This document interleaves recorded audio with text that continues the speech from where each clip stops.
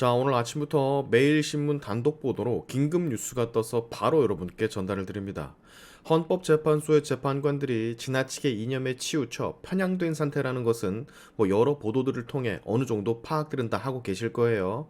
문영배의 과거 SNS 글들이라던가 이미선 재판관 가족들의 정체, 이들의 출신 등등 이미 진행되고 있는 이 탄핵 재판은 정치적으로 치우치지 않을 수가 없다라는 게 국민들이 판단하는 정설에 가깝죠. 박근혜 때 비춰봐도 알 수 있듯이 아무리 헌법재판소가 정치 재판이라 할지라도 이번에는 너무 심각한 상태이기 때문에 그것이 넘쳐 흘러 국민들에게까지 전해진 게 아닌가, 저는 그렇게 생각을 합니다. 자, 근데 이 와중에 여기 보시면 이렇게 문영배 헌법재판소장 권한대행의 탄핵안이 발의돼 국회 심의 중이라는 보도가 뜨고 있어요.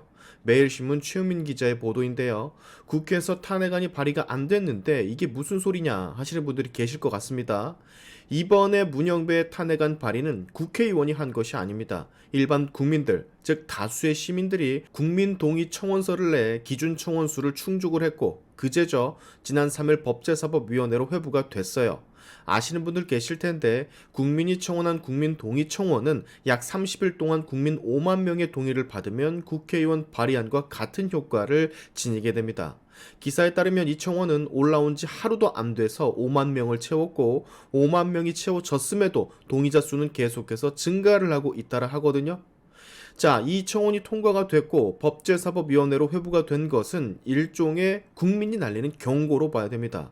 이 탄핵안은 본회의장에 결국 올라가거나 아니면 그 전에 폐기가 될 전망인데 후자가 될 가능성이 높기는 하겠죠? 왜? 이 탄핵안 심사를 하는 것이 법사위 산하 청원 소위인데 그 멤버가 박범계, 김용민, 박지원, 서영교 그리고 국민의힘 박준태, 조배수.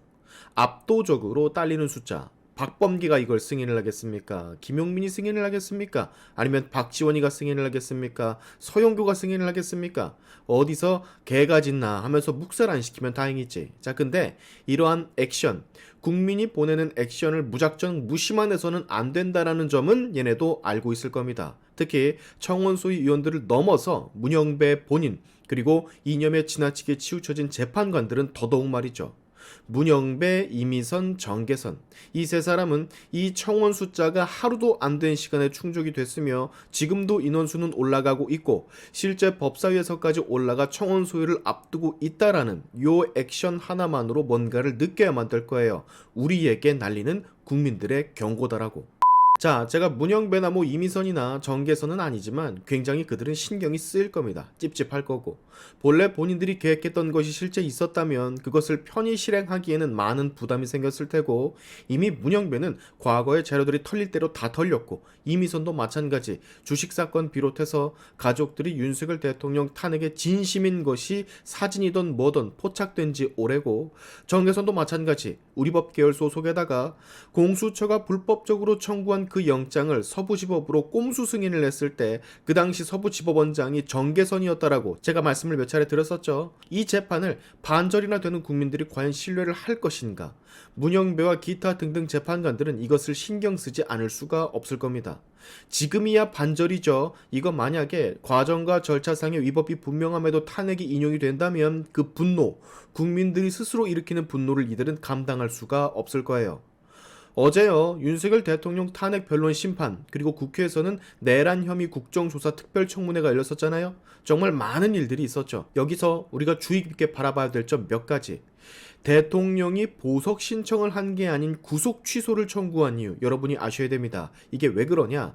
보석 신청을 하게 되면 이 부당한 구속 상황을 스스로 인정하는 꼴이 되는 셈. 즉 진짜 죄를 지은 사람들이 그것을 회피하려고 쓰는 보석 신청을 현재 대통령이 쓰게 된다면 지금 대통령이 받는 부당한 이 구속 상황을 일정 부분이나마 스스로 인정하게 되는 꼴이기 때문에 보석 신청을 하지 않는 겁니다.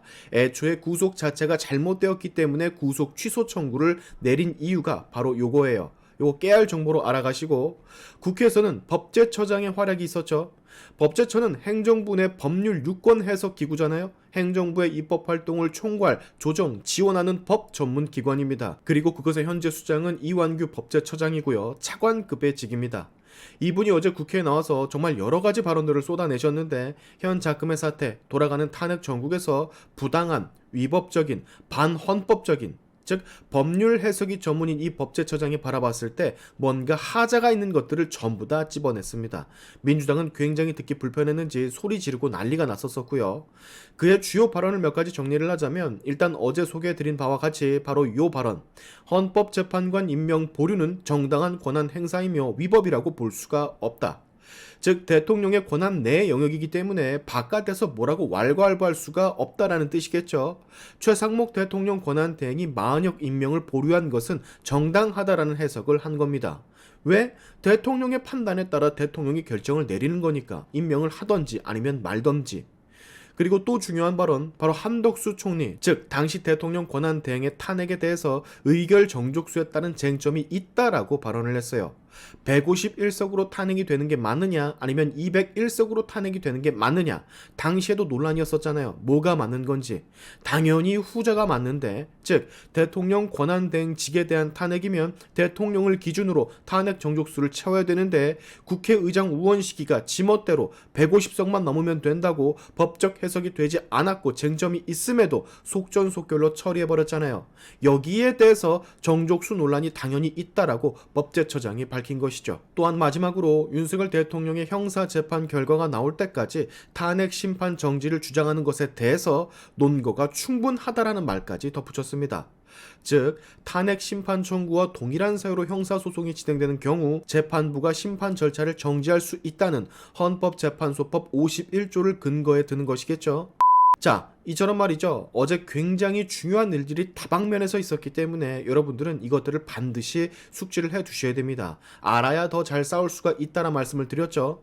자, 마지막으로 참고용 말씀 하나 드리자면 맨 처음 소개해드렸던 문영배가 국민에 의해 탄핵안 발의가 됐다라는 이 기사의 댓글들, 40대가 제일 우세하며 여성이 그중 또 우세한 걸 보니까 아마도 개딸들이 기사를 집중 공격하거나 뭐 좌표가 찍힌 듯 보이시는데 아주 일사불란하게 본인들에게 불리한 기사나 불편한 내용이 담긴 기사가 뜨면 여지없이 득달같이 달려드는데 기사의 링크는 제가 고정 댓글로 달아드릴 테니 기사 내용 꼭 보시고 댓글도 어떤지 여러분들 꼭 확인해 주시기 바랍니다.